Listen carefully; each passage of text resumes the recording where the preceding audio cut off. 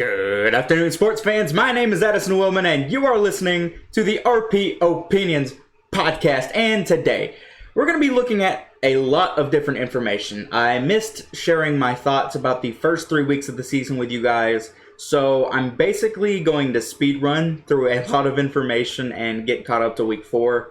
I'm going to be specifically focusing on most of the quarterback changes that have already happened this season.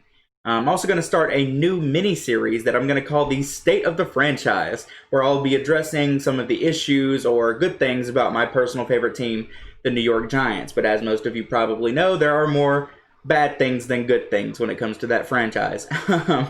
Before we begin, though, I'd like to ask everyone to be sure to like the video if you enjoyed and subscribe for more content. I'm also going to be going through my predictions for who I think will be the award winners for the NFL at the end of the season this year. That being MVP, Offensive Player of the Year, Defensive Player of the Year, etc. Also, kind of big news, I finally have a much nicer PC and a much better camera. So hopefully those changes that I've made are really making a difference in the production quality and that sort of thing. And maybe some of you guys will decide to stick around for a bit longer. Who knows? I hope so. Feel free to like, subscribe, all that good stuff. And follow me on Twitter. That's a big one. I'm very active on Twitter. But how have you guys been? Before I get into any information, let me know how you've been. I've been super busy with my final semester of school, and that's honestly why I haven't uploaded as much as I should have. But I really want to get back in the groove. I had a lot of things go wrong my first month and a half or so of college this semester. So hopefully I can finish strong, keep a consistent schedule, and get back on this grind. Do some more film breakdowns and stuff like that. But alright, we're going to go ahead and jump into the first topic. Well, the first topic is many topics. I'm going to be speed running a lot of important info. First and foremost, injuries have been an absolute nightmare so far this season. We expected COVID to cancel the season, but it turns out that everyone's just going to tear their ACL instead. Saquon Barkley, Nick Bosa, Malik Hooker, Marlon Mack, Solomon Thomas, and a boatload of other players have all torn their ACLs this season. Others have torn pecs, and other muscles, other ligaments. Like, it's just been an absolute nightmare. We knew the short off season would be bad for, the players' health, but I think this is well beyond expectation. I mean, we all knew that athletes being able to ramp up their body until it's finally ready to compete and go full speed for 60 minutes, having that time to ramp up is important, but I don't think most of us realized how badly they needed it. I mean, this season is a clear example of how much time it really takes for a person to prepare their body for a full season of football. I mean, these guys like Saquon Barkley, Nick Bosa, Malik Hooker even, they're all top tier athletes. Like, if these guys get hurt doing this, people like me wouldn't stand a chance. I would get a quarter into a football game and my ACL would be gone because I'm not nearly as athletic, and even these guys have to have that ramp up time. So I think that's important information for the future. Second, Mitch Trubisky finally got benched for Nick Foles. I think we all saw this coming. It's not much of a surprise because Mitch Trubisky has been as big of a bust as I can think of. Maybe Jamarcus Russell was bigger. But, geez, what the Bears gave up to get Mitch Trubisky versus what they've received from him is just as disappointing as it gets. He's just a bad quarterback. I mean, he's not consistently accurate. He doesn't go through reads particularly well. He's a pretty good athlete, but that's about it. I think the swap to Nick Foles gives this offense a much higher floor. I don't think Nick Foles is going to carry them to the Super Bowl. I think that's a pipe dream. And if he does, that'd be really cool, but I just don't see it happening. Nick Foles is not that level of quarterback to carry a team for a full season, then through the postseason. He's the type of quarterback that gets hot and cold. And when he's hot, he's really hot. But when he's cold, he's just so average. He's gonna lead that offense into the ground when he's cold, similar to a Ryan Fitzpatrick. Next quarterback, Justin Herbert got to start for the Chargers. Let me just say, first off, what happened to Tyrod Taylor was absolutely unforgivable by whoever that doctor was. I mean, if I remember correctly, the doctor was going to administer a shot that was supposed to help with the pain of some bruised or cracked ribs that Tyrod had. And when he did so, he went too far and punctured Tyrod's lung. How do you get a medical degree and puncture a dude's lung like that? Like, that is, as far as I remember, I've never seen anything like that in the NFL. So, whoever that is probably doesn't need to have a job anymore, at least not in the sports field. But back to Justin Herbert. He looked pretty good in his first start against the... who was it against? It was against the Chiefs. He got to play against the Chiefs, held them to 23 points, and Harrison Butker had to make a 58-yard field goal 3 times. Well, a 53-yarder and then 2 58-yarders to win the game. So the fact that Justin Herbert managed to get them in that position speaks for itself. But as for his actual performance on the field, I thought he looked really good. I mean, the arm talent is clearly there.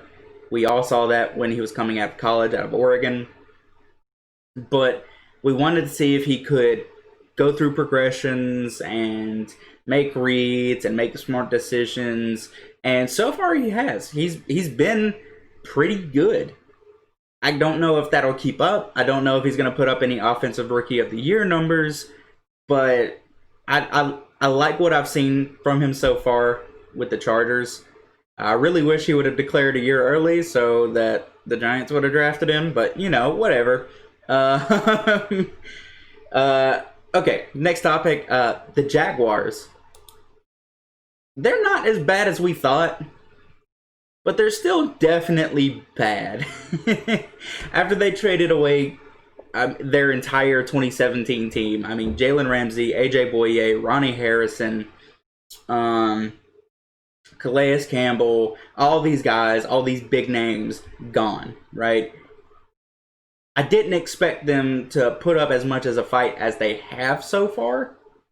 What I've seen from them has been impressive. The first 2 weeks, Gardner Minshew looked really good. I still have hope that he can develop into a franchise quarterback. He's not there yet. Right now, I'd still say he's sitting at like the top 20-ish range, 18 to 20. But if he can continue to get better, if he can, you know, fix that arm strength a little bit, if he can get stronger, I think the Jaguars have a chance to build around him. I don't think they would. If they wind up with the top overall pick and in position to get Trevor Lawrence, they're absolutely taking him. But I don't think Minshew is the worst possible selection for a franchise for a quarterback for this franchise. But they're still definitely bad. I expect them to wind up with, you know, at highest pick 7 or 8, at lowest 1, 2, or 3. The Jaguars, they're a cool team. I wish they were better, you know. We're going to go ahead and move on to the last topic for this, you know, information speed run thing. And that's that wide receivers make a difference. And I don't think that's ever been more apparent than this season. So let's look through some of the big name trades that happened this year, right? The Vikings traded Stephon Diggs to the Bills. The Texans traded DeAndre Hopkins to the Cardinals. 2 big name top 10 receivers easily, right? So let's look at the difference they've made through 3 weeks. In 2019, the Bills had 66 total points through 3 weeks. They've had 93 in 2020. That's a difference of what, 27? That's almost 4 touchdowns worth of production more. And obviously that some of that may have to do with Josh Allen taking another step in his development, but I think that big offensive addition is what has made this offense so much more dynamic. The Cardinals had 64 points through 3 weeks in 2019. In 2020, they've had 77. So again, that might have to do a little bit with their quarterback taking another step in his development. But I don't think the impact that DeAndre Hopkins has on that offense can be understated. I mean, having somebody that can separate on their own and does not rely on the scheme to get targets is integral to team success. Meanwhile, teams like the Texans, who have been or are being run into the ground by Bill O'Brien, they're down from 68 points in 2019 through 3 weeks to only 57 so far this season. As you can see, another big difference. Nearly 2 touchdowns worth of points. Those 2 touchdowns could have won him some games. Like, I don't think, 11 points doesn't seem like that big of a difference. But in game, it really is huge. So I think it's clear that wide receivers make a difference. And having a true number 1 guy can oftentimes make an entire scheme click. So I think we all know it was a dumb move by the Texans to trade a top 3 receiver. And the Bills and Cardinals are reaping the benefits of people not valuing their wideouts. All right, we're going to move on to the next topic. I'm going to go through who I think are going to get the NFL awards, my NFL awards predictions. First up, we're going to talk about MVP. I don't think this should be a surprise to anybody. It's one of my favorite players in the entire league, Russell Wilson, the quarterback for the Seattle Seahawks. Russell Wilson has completed 76.7% of his passes for 925 yards and 14 touchdowns to only 1 interception in 3 weeks. These are by far the most insane stats of the season. By far. It's not close. These are some of the best numbers that he's put up in his career. If he can keep up this pace, or at least close to this pace, this is easily going to be his MVP season, which is good.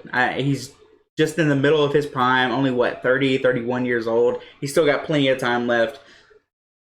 I think the Seahawks are... They're definitely, in my opinion, I think they're going to make the NFC Championship, and I think they have a really, really good shot of making the Super Bowl, but we'll see. If you keep letting Russ cook, he's going to make you a whole 5-course meal. So for Offensive Player of the Year, we're going to move on. I chose DeAndre Hopkins, wide receiver for the Arizona Cardinals. Nuke's been getting fed this season, and I don't expect that to change. He's had 32 catches on 37 targets for 356 yards and a touchdown. I believe that is tied for the most catches in the league so far, tied with Keenan Allen.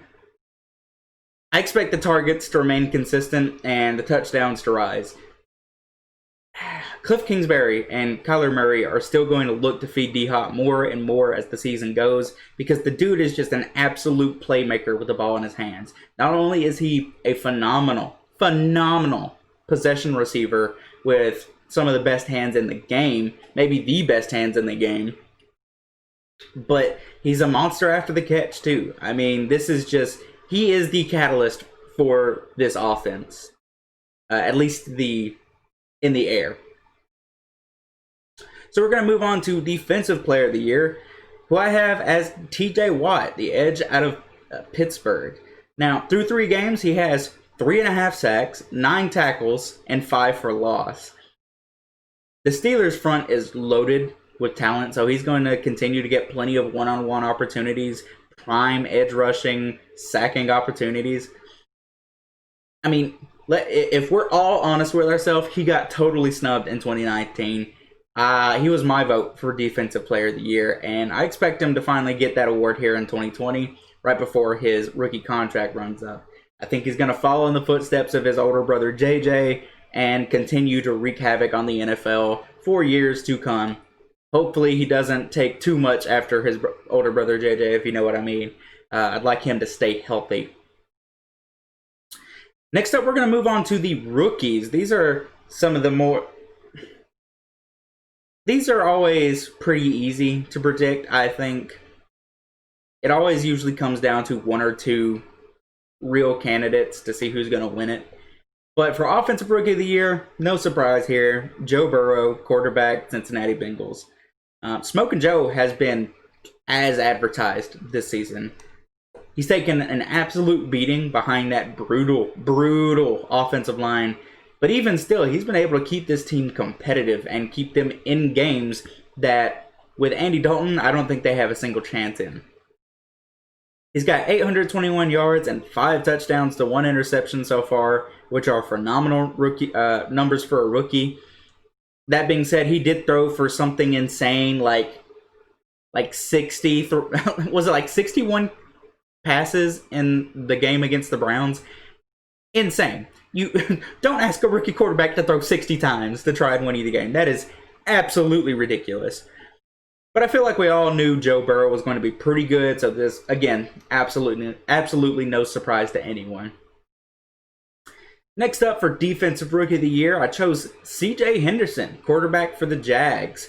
Now, this guy's been one of my most pleasant surprises so far. Even in his rookie year, he's began to establish himself as one of the best man corners in football. He's got 13 tackles, 4 passes defense, and an interception already in his young career. Assuming he doesn't have a midseason meltdown or something like that, he's got a great shot to get the award.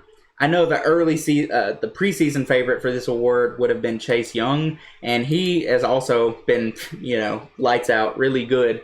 Had a little bit of an injury scare. I believe he has a groin injury. But I think it's right now it's between those two to see who's going to win that award. And right now my money would be on C.J. Henderson. So for Comeback Player of the Year, I chose Cam Newton, quarterback for the Patriots. Now, I know everybody loves Alex Smith's story, but the fact is he hasn't gotten back on the field yet.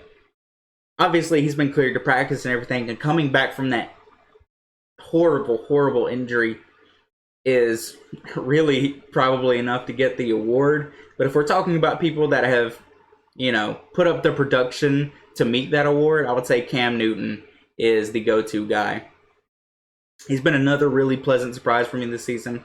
I was pretty confident that Cam could still step in and be a top 20-ish quarterback, but he's been so much more than that. This Patriots team looks really good with him running that offense. And I mean literally running that offense. The dude's insane on his legs. He's got 714 yards and 2 touchdowns in the air, but he's really been dangerous on the ground. He's got 149 yards and 4 touchdowns with his legs so far. Through 3 weeks, he's got 4 touchdowns on the ground. That puts him at a unbelievable pace for the season. Bill Belichick and Josh McDaniels absolutely had a plan to use him in short yardage and goal line situations, and it has worked to perfection so far. I remember before the season, most people pretty much thought this was going to be the Bills' division to lose, and it still is. The Bills have looked really good so far. Josh Allen has really taken a step in the right direction. But it's not going to be a cakewalk for the Bills like many of us thought. Not anymore, at least. Not with Cam Newton in their division. But that's going to be it for the awards. I'm going to take a quick sip of water real quick.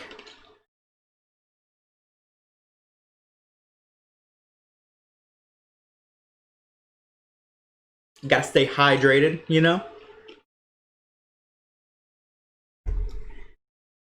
Alright. So we're going to move into the final topic of the day. If you're just a general football fan or a casual football fan and you're not a fan of the Giants specifically, you can probably go ahead and click off. This is going to be all about the Giants, but if it interests you, feel free to stick around. Maybe I can convert you to a Giants fan. Hopefully not, because they're really bad. Don't cheer for them. It's a mistake. Oh, man. Oh, let's talk about the Giants. They've been very, very bad this season. I was optimistic about the offense, but really the best part of the team has been the defense. But that's not saying much. There seems to be this misconception that the Giants have a top defense so far this season, and that just isn't true. It is false. Maybe on paper, like if you look at the box score, maybe it'll tell you the Giants have been pretty okay this season. That defense looks good.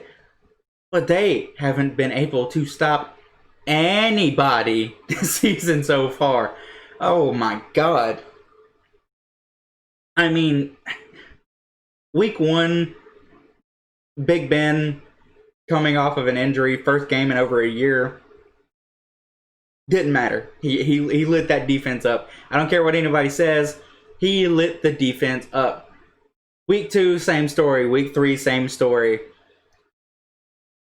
How do you lose to a 49ers team with 8 starters missing? 8 starters, including their quarterback and their best defensive player. It's ridiculous.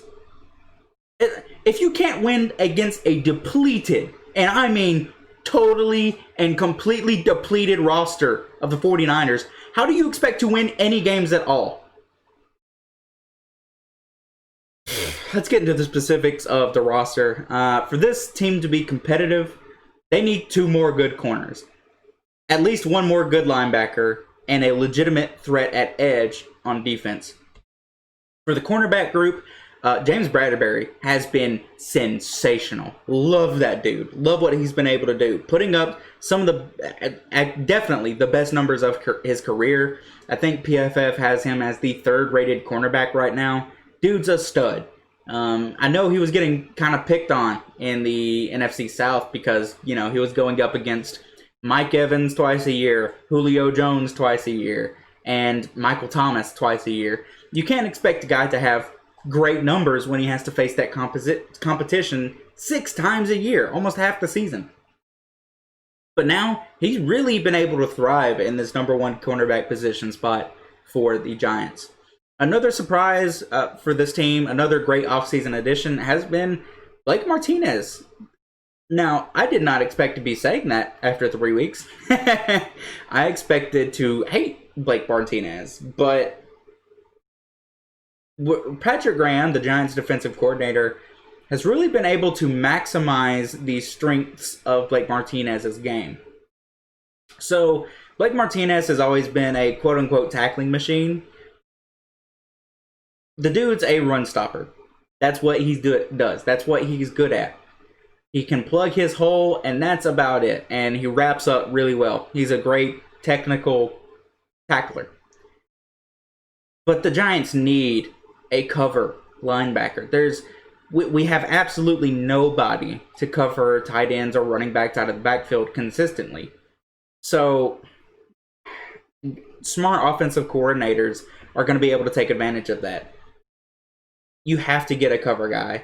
I would love to get Micah Parsons or maybe even Chaz Surratt out of UNC. Like, the Giants need a linebacker.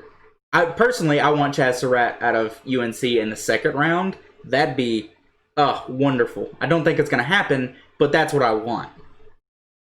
And finally, like I said, a legitimate threat at edge on defense. The Giants really don't have anybody at that edge position. I mean, Leonard Williams has looked okay. He's got a sack. Dexter Williams and Dalvin Tomlinson, they're run stoppers first and foremost, though. Dexter Lawrence has shown a good bit of potential as a pass rusher, as an interior threat. I expect him to, consistently get 5 or 6 sacks a season. On the edge, though, Lorenzo Carter, he's looked all right. He's taken a step forward, definitely. But I don't ever expect him to step into that number 1 guy type of role. Marcus Golden, again, he's just an all-right edge rusher. Most of his sacks last season were cover sacks. Don't kid yourself into thinking that Marcus Golden is some elite edge rusher. He's not. He's just pretty good. O'Shane Ximines hasn't looked great this year. I expected him to take a big step forward. He hasn't. And Kyler Fackrell is Kyler Fackrell. He's just a man. So, yeah, this defense needs a lot of work. They need 3 legitimate starters on the defense to be competitive. At safety, though, I think they're absolutely set. I kind of want them to re-sign Logan Ryan at the end of the season. If they could re-sign Logan Ryan to another like 2 or 3 year deal, play him at slot corner, let Xavier McKinney, Julian Love, and Jabril Peppers take over the safety positions, that'd just be wonderful. I don't expect it to happen, but it'd be wonderful. So let's swap sides. Let's go over to the offense. Through 3 weeks of this season, it has become extremely apparent that the Giants need a true X receiver. Now, what is an X receiver? An X receiver is usually the number 1 receiver on the team. Darius Slayton has kind of taken that role, but Darius Slayton's a deep threat, right? He's not going to be some elite route runner who gets separation at the line of scrimmage. He gets separation down the field. What I want with an X receiver is a good route runner who can get separation in short yardage situations and also can go up and get the ball. Jesus.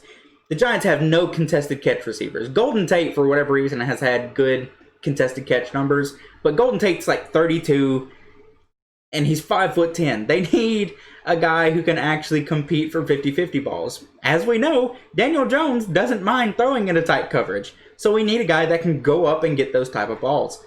Personally, I think there's a really deep wide receiver class coming up this year. So, I'm already looking at the draft. Personally, I would love to get Seth Williams out of Auburn, man. That dude is a beast when it comes to contested catches. He can win down the field. He can win in short yardage, short to intermediate range. He gets separation off the line of scrimmage. He's just a good receiver. But yeah, the Giants need a true X receiver, and without it, this offense it's going to continue to be stagnant. On top of that, they have one of the worst offensive lines in the league, and it's putrid. I mean, the run blocking has been putrid, and the pass blocking is abhorrent. Never have I seen running backs get hit so often in the backfield. Every play, it's like the defense is reading it like a book. They get hit so often in the backfield. It's literally impossible for a running back to succeed with this unit in front of them. If they don't turn the corner soon, Mark Colombo is going to ruin his reputation. That's how bad this offensive line has been. Nick Gates at center, not working. Cam Fleming at right tackle, not working. I want Spencer Pulley back in at center because he was at least mediocre. And I want Matt Pert, the 3rd round pick out of UConn, at right tackle because he cannot be worse than Cam Fleming. Cannot. Impossible. I'm getting heated. So, yeah, Daniel Jones has been one of the most pressured quarterbacks in the NFL so far. I mean, they just can't seem to solidify a pocket around him. Like I said, Nick Gates, Cam Fleming, both been disasters. The one bright spot on the offensive line really has been Andrew Thomas. He's been really good for a rookie offensive tackle so far. I'm not too worried about him. If you watched my live stream with me reacting to draft picks and everything, you knew that I've been pounding the table for Andrew Thomas for I had been for like 6 months before the draft. I wanted the Giants to draft Andrew Thomas. When they did, I was so happy. So maybe I'm a bit biased. Maybe I'm going to give him every benefit of the doubt, but I think he's been pretty good so far. The rest of this unit, on the other hand, has to improve. On top of all that, I hit on it earlier, Saquon Barkley tore his ACL. So any hope this team had for rushing success is now completely diminished. I know they signed Devontae Freeman. I don't care. Devontae Freeman is good, but he's not a replacement for the top 3 running back in the league. It makes me sad to think about Saquon Barkley not being on the team. I mean, he's on the team, but you know what I mean. It's rough. He's my favorite player in the NFL. I have his jersey right there behind me, hanging up by the window. I love Saquon, and it hurts me to see him hurt. But I'm going to move on, and I'm going to talk specifically about Daniel Jones. Daniel Jones has once again shown some promise. But that promise has been totally and completely overshadowed by idiotic mistakes he makes every single week. It seems like he can't go a single game without making a boneheaded decision that results in a turnover and loses the game before they even have a chance to win it. And week 1, it was 2 dumb interceptions. The first one, I would say, wasn't completely his fault, but the one where he just, for whatever reason, refused to throw the ball away, and it ended up getting hit as he threw it, and it was intercepted by Cam Jordan. Ridiculous. Ridiculous. You have to get rid of the ball in that situation. And week 3, he was atrocious. I mean, he was probably the worst quarterback in the league. I mean, he got completely outdueled by Nick Mullins out of Southern Miss. Come on, man. Obviously, we're stuck with him for the rest of the season. I still have faith that he can turn the corner. I still think there's a chance he can do that.